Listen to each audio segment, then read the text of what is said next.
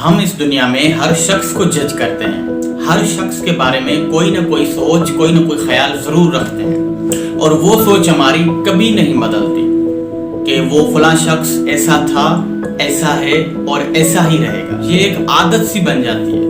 جو لوگ اپنی ہیبٹس کو نہیں بدلتے، وہ جب اپنی فیلڈ میں ناکام ہوتے ہیں تو اپنی ناکامیوں کے الزامات دنیا پہ لگانا شروع ہو جاتے ہیں، اپنے استادوں پہ، اپنے والدین پہ، اپنے خاندان پہ، اپنے آفیسر پہ، اپنی قسمت پہ، اپنے ستاروں پہ، معیشت پہ، حکومت پہ وہ الزام عائد کرنا شروع کر دیتے ہیں۔ اور اس کے برعکس جو لوگ کیسے بھی کر کے اپنی ہیبٹس کو بدلتے ہیں تو آہستہ آہستہ ان کی قسمت بدلنا شروع ہو جاتی ہے۔ وہ اپنے ماضی سے چھٹکارا حاصل کر لیتے ہیں اور مین اسٹریم میں شامل ہو جاتے ہیں، اور فارمیٹیو ایئرس میں وہ آگے بڑھتے جاتے ہیں اور کامیاب ہوتے جاتے ہیں۔ کبھی کبھار ایسا بھی ہوتا ہے کہ ایک ایسی عادت زندگی پہ حاوی ہو جاتی ہے کہ اس کے چھوٹنے کے بعد بھی وہ شامل حال رہتی ہے، لاکھ کوششوں کے باوجود بھی وہ پیچھا چھوڑنے کا نام تک نہیں لیتی، وہ اتنی گہری عادت بن جاتی ہے زندگی میں۔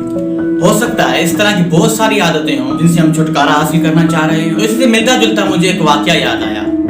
چارلس رائٹر نے اپنی ایک کتاب میں ایک قیدی کے بارے میں لکھا کہ کتنے ہی سالوں سے ایک قیدی ایک کار کوٹڑی میں بند رہا۔ جب اس کے مقررہ سزا کا وقت ختم ہوا تو اس شخص کو آزاد کیا گیا۔ اس شخص کو اس کار کوٹڑی سے نکال کر کھلے آسمان کے نیچے لایا گیا۔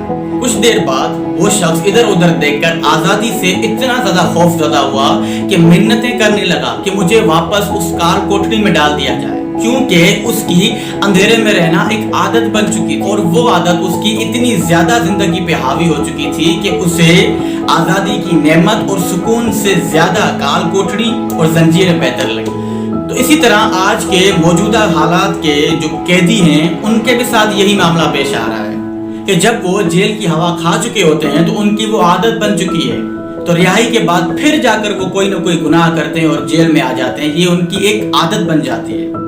یہ بات ہمیشہ یاد رکھیے گا کہ عادت چاہے اچھی ہو چاہے بری ہو وہ مضبوط ضرور ہوتی ہے۔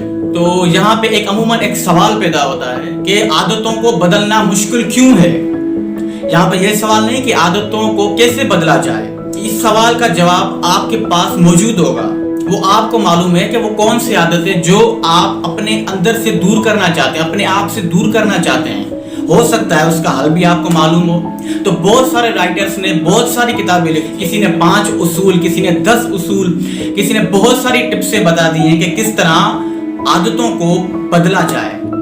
لیکن یہاں پہ یہ سوال نہیں ہے، یہ سوال ہے کہ عادتوں کو بدلنا مشکل کیوں ہے؟ ایک سمپل سی بات ہے، ایک سمپل سا جواب ہے۔ یہ عمل تھوڑا سا تکلیف دہ ہوتا ہے کہ دور میں لوگ سکون والا کام چاہتے ہیں جس میں زیادہ ایفرٹ نہ لگے، تو عادتوں کو بدلنا تھوڑا سا مشکل ہوتا ہے۔ جس عادت کے ساتھ ہم پچھلے 20 سال سے، 10 سال سے یا 15 سال سے رہ رہے ہیں، تو اس عادت سے کیسے کوئی فوراً دور ہو سکتا ہے؟